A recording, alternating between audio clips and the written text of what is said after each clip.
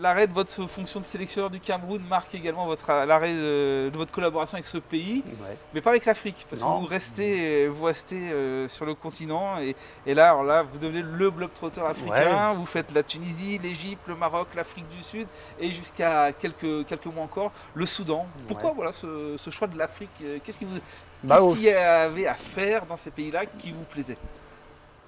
bon, après, vous savez, c'est toujours une question d'opportunité aussi. Donc, quand on est connu dans un pays, sur un continent, c'est plus facile de trouver déjà des opportunités.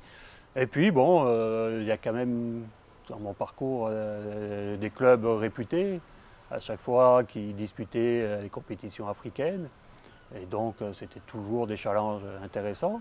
Donc, il y a ça. Mais c'est vrai aussi que, bon, c'est des postes qui sont très, comment dire, très courts parce qu'il y a une très grosse pression. Et donc, il faut toujours avoir des résultats parce que le moindre période où vous avez un match nul et une défaite, ça y est, vous êtes déjà sur la sellette. Et donc, mais bon, c'est intéressant parce qu'il y a quand même dans ces pays-là un engouement du public et puis un amour du football qui fait que c'est toujours intéressant de travailler dans ces clubs-là. Alors aujourd'hui, vous bouclez partiellement la boucle Ouais, en revenant au HAC, hein, ouais, le club de vos débuts finalement. ouais. D'abord, pourquoi ce choix de revenir au HAB? Il y a un projet, on le sait, du président Volpe de développer encore la formation, de se développer aussi à l'étranger, notamment dans la tête du président, surtout les États-Unis. Mhm.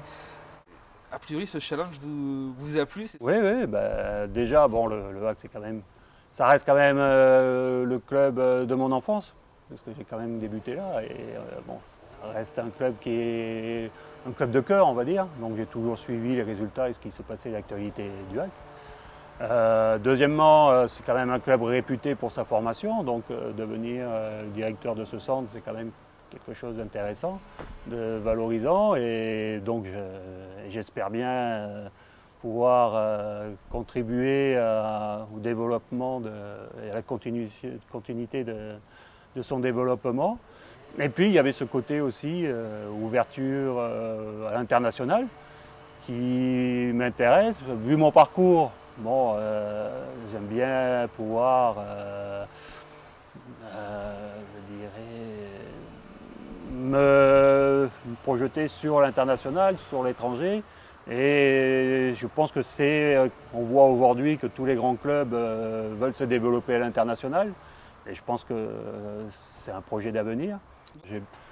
J'arrive à vite m'adapter aux situations, j'arrive à vite m'adapter aux cultures des différents pays. Donc je pense que c'est quelque chose qui est important. Et puis je pense que de mon parcours, alors c'est vrai que les États-Unis, j'ai jamais pour l'instant vraiment travaillé dans ce pays-là, mais je pense que le fait d'avoir des réseaux sur l'Afrique, sur la Chine, ça pourra aider le club dans son recrutement et dans son développement. Et aux États-Unis, je pense que ce que j'ai vécu dans les différents pays va me servir pour pouvoir justement peut-être éviter certaines erreurs qu'on pourrait faire et développer avec efficacité Ne pas notre perdre de projet. temps. Ne pas perdre de temps et développer avec efficacité notre Parce que projet. compte tenu effectivement de la concurrence mondiale, des grands clubs anglais notamment, effectivement, il ne faut pas perdre de temps si on veut avoir une Oui, chance oui, de de pouvoir le faire faire. sa place. Oui, donc et après, bon, à nous de bien réfléchir comment on va pouvoir attirer les gens vers notre marque. Donc ça, c'est un peu le challenge, c'est de trouver notre vecteur de communication pour pouvoir être attractif grâce à notre marque et au savoir-faire du hack pour la formation. Alors, tout à l'heure, vous avez employé le mot recrutement. Recrutement, ça tombe bien parce qu'il y a un peu de changement à la tête du Oui, recrutement de la formation. Il y a le retour de Franck Salle qui, n'ayons pas peur des mots, Franck Salle qui est aussi un recruteur historique du club qui est parti à Nice et qui fait son retour. C'est une excellente nouvelle parce que Franck Salle, bah, dans le recrutement des jeunes, c'est une pointure. ah bah oui, je pense que c'est peut-être la personne la plus importante dans un centre de formation, c'est le recruteur.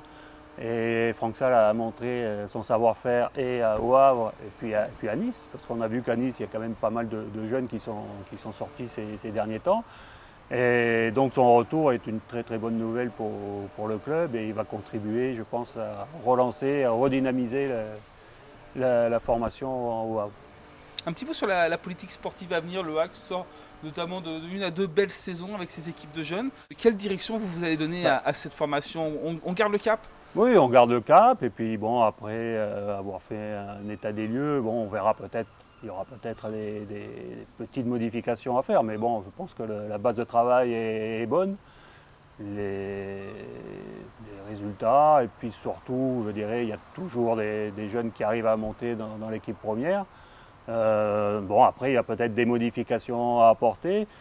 Ah, et touche ici et là. ouais, peut-être un peu plus d'exigence, peut-être, parce que l'objectif, ça serait que le HAC retrouve rapidement la Ligue 1.